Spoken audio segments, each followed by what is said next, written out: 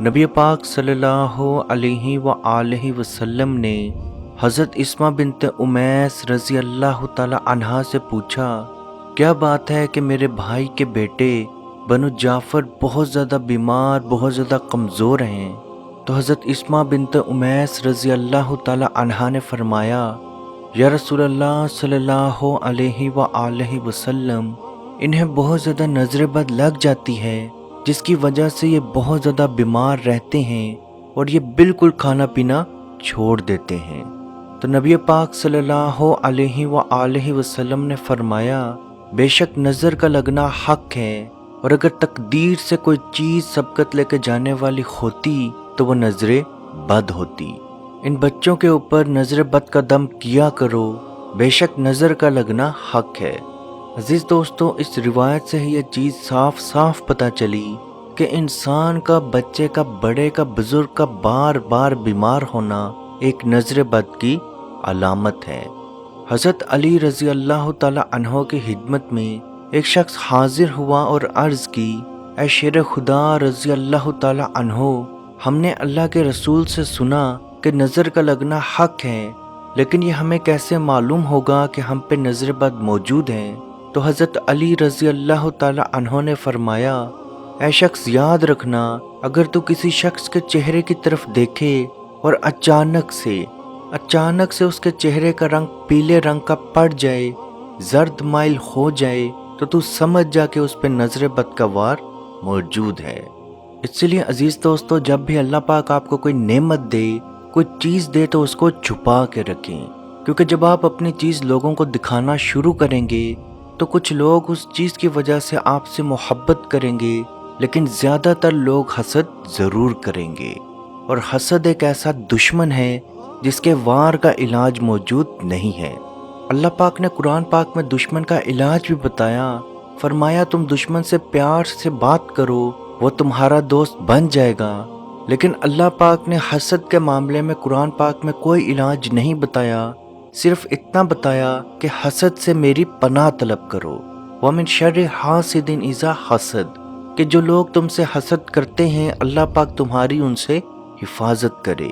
تو عزیز دوستو، یاد رکھیں، حسد ایک بہت ہی خطرناک بیماری ہے، اور اس کا وار کیسے شروع ہوتا ہے، اس کی کیا علامات، کیا نشانیاں ہیں۔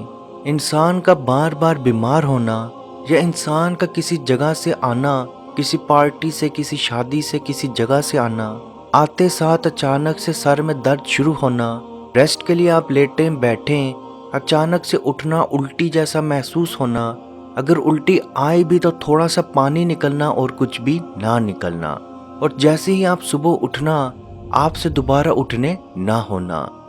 یاد رکھیں، یہ نظر بد کی علامت، نشانی ہے، اور اس انسان کو اس حد تک بیماری شروع ہو جائے کہ اس کی موت تک کا وقت بھی قریب آ جائے، کیونکہ نبی پاک صلی اللہ علیہ وآلہ وسلم کا بھی فرمان ہے، نظر انسان کو قبر تک اور اونٹ کو ہانڈی تک پہنچا دیتی ہے۔ اگر کوئی انسان بار بار بیمار ہوتا ہو، نظر بد کی وجہ سے بار بار بیمار ہوتا ہو، تو اس کا علاج کیسے کیا جائے؟ تو اس کا علاج کچھ یوں ہے۔ سیدنا عبادہ بن صامت رضی اللہ تعالی عنہ بیان کرتے ہیں کہ میں نبی پاک صلی اللہ علیہ وآلہ وسلم کی تیمارداری کے لیے ان کے پاس حاضر ہوا۔ آپ صلی اللہ علیہ وآلہ وسلم کو اس حد تک سخت تکلیف بخار تھا کہ جس کی شدت کا اندازہ صرف اللہ ہی کو معلوم ہوگا۔ پھر جب میں پچھلے پہر آپ صلی اللہ علیہ وآلہ وسلم کے پاس پہنچا تو اللہ کے حکم سے آپ مکمل طور پر شفا یاب ہو چکے تھے۔ میں نے عرض کی، یا رسول اللہ صلی اللہ علیہ وآلہ وسلم، صبح آپ کو اس حد تک تکلیف اور پریشانی اور درد تھا کہ جس کی شدت کا اندازہ صرف اللہ ہی کو موجود ہوگا، اور اب میں آپ کے پاس حاضر ہوا تو آپ اللہ کے حکم سے مکمل طور پر شفا یاب ہو چکے۔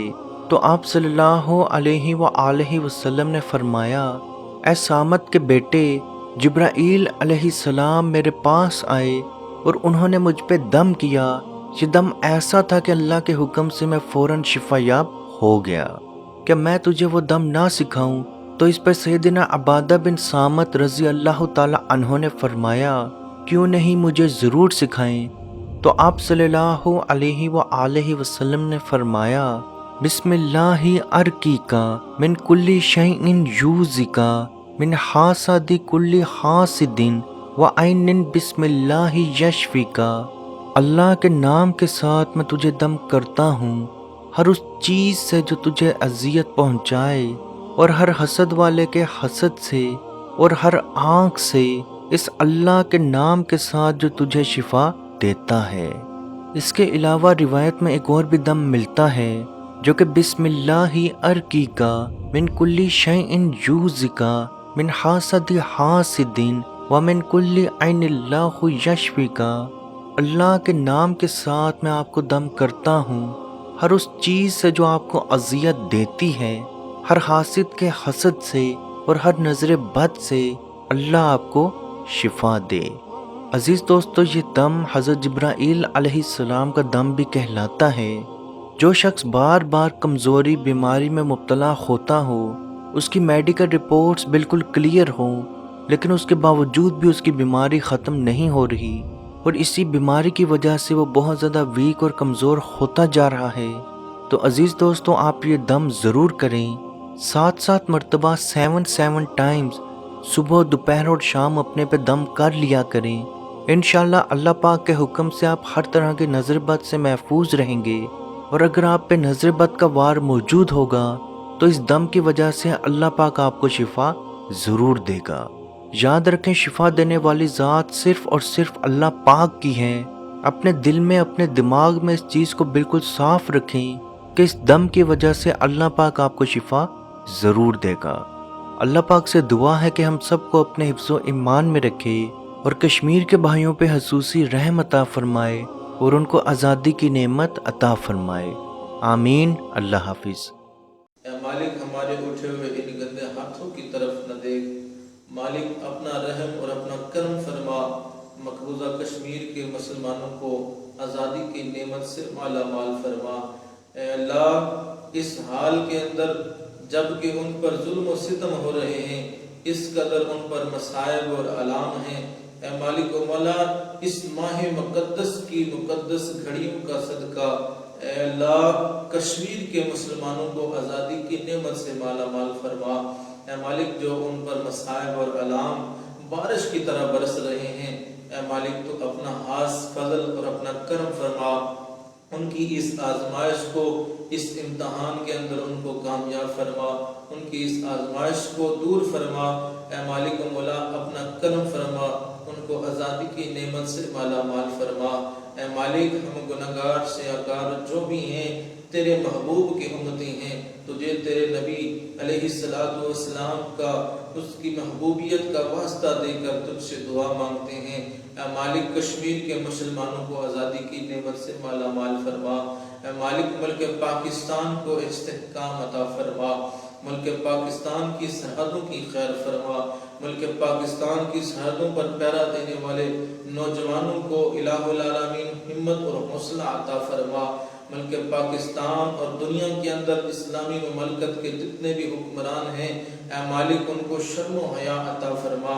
اے مالک، ان کو کفار کی آنکھوں میں آنکھیں ڈال کر بات کرنے کا حوصلہ اور ہمت عطا فرما۔ اے مالک و مولا، اسلامی ملکوں کو اکٹھے ہو کر اے مالک و مولا کشمیر کی سلامتی کے لیے، حق حدرادیت کے لیے آواز اٹھانے کی توفیق عطا فرما۔ اللہم ربنا تقبل منا انکا انت السمیع العلیم وتب علینا یا مولانا انکا انت التواب